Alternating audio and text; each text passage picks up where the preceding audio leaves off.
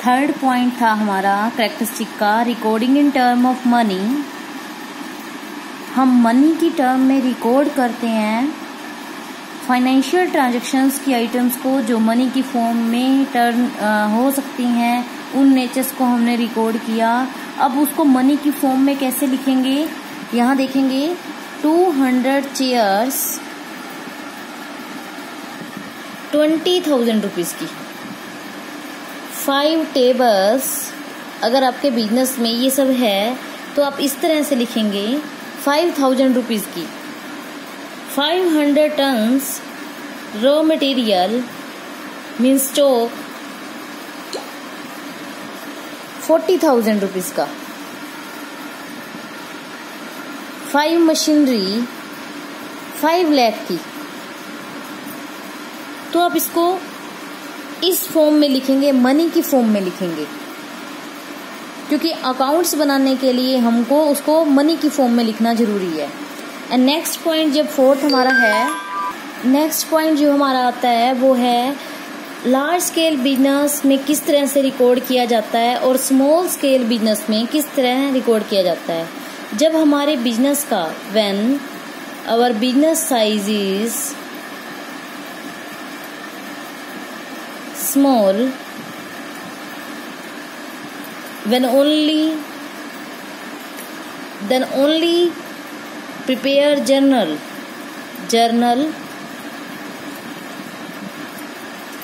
when business size are large, then note only recording in journal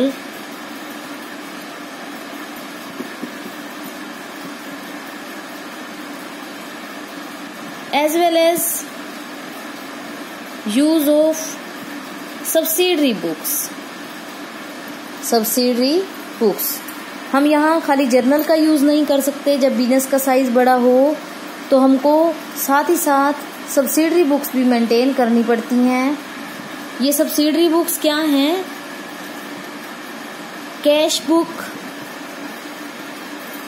purchase book, cell book,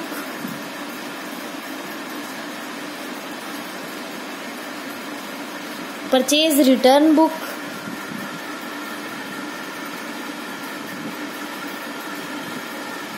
cell return book,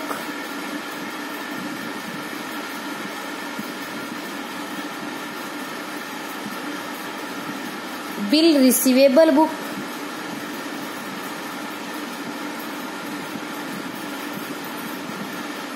bill payable book,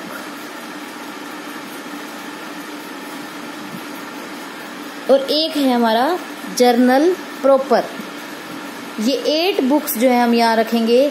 cash book में cash का record रखेंगे, means cash में purchase हुआ, cash में cell हुआ, कोई भी चीज हमने मशीनरी परचेज करी, कुछ भी गुड्स परचेज करी, सैलरी पे करी, डिस्काउंट दिया, या कोई भी चीज जो हम कैश में पे कर रहे हैं वो हमारी कैश बुक में उसका रिकॉर्ड जाता है। सेम परचेज बुक क्या है? परचेज बुक परचेज का रिकॉर्ड रखेगी, लेकिन ध्यान रखेंगे ये सिर्फ क्रेडिट परचेज की बात करती है, क्रेडिट परचेज, क्योंकि कैश परचेज से रिलेटेड आइटम्स तो कैश बुक में चली गई, तो क्रेडिट परचेज मीन्स जो उधार में खरीदा है उसका रिकॉर्ड। और परचेज कौन सी? Material, only material. Material means आपका गुड्स, हम यहाँ गुड्स कह सकते हैं। गुड्स को अगर आपने मशीनरी परचेज करी और आपकी कॉटन की फैक्ट्री है या फिर आप कपड़ा बनाने की फैक्ट्री है, तो गुड्स जो होगा वो आपके लिए कॉटन, थ्रेड, इस टाइप का होगा। मशीनरी जो है वो आपका एसेट्स होती है, मशीनरी के नाम से जाएगी। गुड्स में हम मशीनरी को नहीं लेंगे जब आपका बिजनेस कॉटन की बात हम कर रहे हैं तब। सेल बुक में हम क्रेडिट में सेल करने की बात करते हैं। अगर कैश में सेल हुआ तो कैश बुक में, सेल बुक में ओनली क्रेडिट, जैसे क्रेडिट परचेज की बात थी सेम वैसे ही क्रेडिट सेल रहेगा। अगर आपका परचेज किया हुआ आपने रिटर्न कर दिया है तो परचेज रिटर्न बुक में हम उसका डाटा लिखेंगे।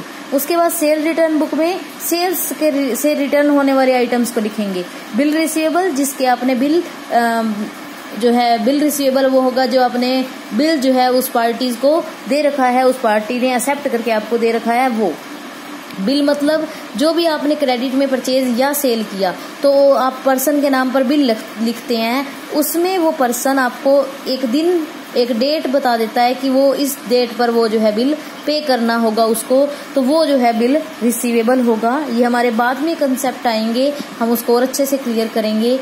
फिर बिल पेबल मतलब जो हमारे पर्सन बिल रिसीवेबल जो है वो सेल के केस में होता है और जो बिल पेबल है वो परचेज के केस में होता है। ठीक, मीन्स पर्सन को आपने पे करना है और वो बिल जो है इन फ्यूचर पे करना होगा, तो इसके लिए किस किस के बिल आपके नाम आए हुए हैं उसका रिकॉर्ड जो है आप बिल पेबल बुक में रखेंगे। नेक्स्ट हमारा है last journal proper. Journal proper क्या है? जो इन सब से जो रह जाता है, या हम कह सकते हैं कि जो इन सब में एंट्री नहीं हो पाई वो इस में होगी। जर्नल प्रॉपर में उन एंट्रियों किया जाता है जो इन नेचर की नहीं है, उनसे अलग। तो जब बिजनेस का साइज स्मॉल था तो सिर्फ जर्नल प्रॉपर रखने की ही जरूरत थी, क्योंकि तब हमारे पास इतनी ज्यादा ट्रांजैक्शन नहीं होती कि हमको अलग अलग बुक्स रखनी पड़े। लेकिन जब बिजनेस का साइज जो है वो लार्ज है तब हमको बहुत सारी ट्रांजैक्शन को मेंटेन करना पड़ता है, बहुत सारी ट्रांजैक्शन को रिकॉर्ड करना पड़ता है। जब उन रिकॉर्ड करने के लिए हम क्या करेंगे, एक ही बुक को बहुत बड़ा मोटा ना बनाकर हम डिफरेंट टाइप की बुक बना लेते हैं, जिसको अलग अलग नाम से, ये सब्सिडरी बुक्स के नाम से हम ये 8 बुक्स को जानेंगे। तो फिर ये जो हमारा रिकॉर्डिंग का पॉइंट था वो यहाँ कंप्लीट होता है कि हम जब रिकॉर्ड करते हैं तो हम जर्नल के साथ साथ सब्सिडरी बुक में भी हम रिकॉर्ड जो है करते हैं। उसके बाद हमारा नेक्स्ट कंसेप्ट जो आता है वो है क्लासीफाई का। क्लासीफाई में क्या होता है? क्लासीफाइंग में हम डिफरेंट अकाउंट्स बनाते हैं। डिफरेंट अकाउंट्स, परचेज के लिए परचेज का अकाउंट, सेल के लिए सेल का अकाउंट, राम की बात है राम का अकाउंट, सैलरी की बात है सैलरी का अकाउंट, मशीनरी की बात है मशीनरी का अकाउंट। तो इस तरह से हम, बिल्डिंग की बात है बिल्डिंग का अकाउंट, कैश का रिकॉर्ड रखने के लिए कैश अकाउंट, बैंक का रिकॉर्ड रखने के लिए बैंक अकाउंट। तो इस तरह से हम डिफरेंट जो है वो अकाउंट बनाते हैं। जो जिस नेचर का है उसको उसी नेचर से रिलेटेड आइटम में रिकॉर्ड किया जाता है। मींस अगर आपको परचेज की बात करनी है तो परचेज अकाउंट में करनी पड़ेगी, सेल की बात कर रहे हैं तो सेल अकाउंट में रिकॉर्ड होगा उससे रिलेटेड ट्रांजेक्शन्स। राम की बात हो रही है तो राम से रिलेटेड सारी ट्रांजेक्शन एक ही जगह पर राम के अकाउंट में मिलेंगी। सैलरी से रिलेटेड सारी ट्रांजेक्शन सैलरी के अकाउंट में मिलेंगी। तो क्लासीफाई में हम क्या करते हैं, उनको डिफरेंट टाइप के अकाउंट्स में बना देते हैं और जिस टाइप का जो सा अकाउंट है उससे रिलेटेड आइटम उसी अकाउंट में ही आपको मिलती है। क्लासीफाई हम किस में करते हैं? लेजर में। जब हम लेजर में अकाउंट्स बनाते हैं तो उसको हम क्लासीफाई करते हैं लेजर में। तो लेजर में जब हम अकाउंट बनाते हैं तो उसको कहते हैं पोस्टिंग करना। उसके बाद हमारा नेक्स्ट स्टेप जो है वो है summarising.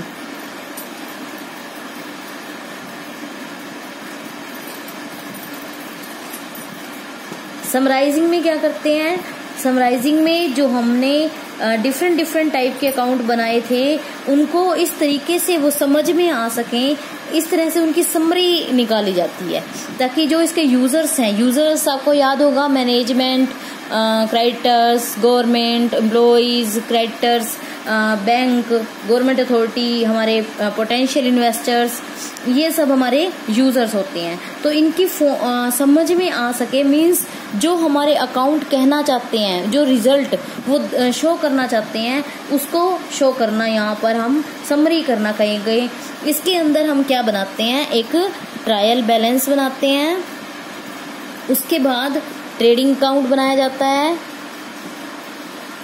Profit and loss account बनाया जाता है और उसके लास्ट में बैलेंस शीट बनाई जाती है। तो इनसे हमारे अकाउंट्स की जो फाइनल रिजल्ट है वो शो होते हैं। ट्रायल बैलेंस से हम अपने अकाउंट्स की एक्यूरेसी करते हैं, एक्यूरेसी चेक की जाती है। उसके बाद ट्रेडिंग अकाउंट से हमारे को ग्रोस प्रॉफिट और ग्रोस लॉस के बारे में पता चलता है, और प्रॉफिट एंड लॉस अकाउंट से हमको नेट प्रॉफिट और नेट लॉस के बारे में पता चलता है। और फाइनेंशियल पोजीशन हमारी पता चलती है किससे? बैलेंस शीट से। फाइनेंशियल पोजीशन, हमारा बिजनेस किस पोजीशन पे है, उसकी फाइनेंशियली जो कंडीशन है वो कैसी है, वो हम बैलेंस शीट से बताते हैं। तो यही जो पार्टीज हैं वो जानना चाहती हैं, डिफरेंट टाइप की जो यूजर्स हैं हमारे, वो यही जानना चाहते हैं कि हमारा अकाउंट जो है वो क्या शो कर रहे हैं, क्या फाइनल रिजल्ट है, उनकी समरी क्या निकलती है। तो ये हमारा जो है समराइजिंग में बताता है कि हम इसकी समरी निकालते हैं, और साथ ही साथ ये लोगों को इस उनके हम कह सकते हैं कि उनके अकॉर्डिंग होनी चाहिए, उनके रेलिवेंट होनी चाहिए, जो जैसी इन्फॉर्मेशन चाहता है उसको वो इन्फॉर्मेशन मिले, इसमें हम समरी में करते हैं। नेक्स्ट पॉइंट हमारा 6th पॉइंट है interpret the result. Interpret the result. अब जो हमारा रिजल्ट आया है उसको आगे शो करेंगे, मींस जो पर्सन इसके जानने वाले हैं, यूजर्स हैं, उन तक वो इन्फॉर्मेशन पहुंचाई जाती है। जो भी रिजल्ट हमारा आया है, चाहे ट्रेडिंग अकाउंट से gross profit, gross loss, profit and loss account से प्रॉफिट नेट लॉस, तो इसके जो इंटरेस्टेड पार्टीज हैं, जो हमारे यूजर्स हैं, जैसे कि प्रोप्राइटर, मैनेजर, क्रेडिटर्स, बैंक, तो उन सबको ये इन्फॉर्मेशन प्रोवाइड करना है। 7th पॉइंट हमारा आता है कम्युनिकेटिंग।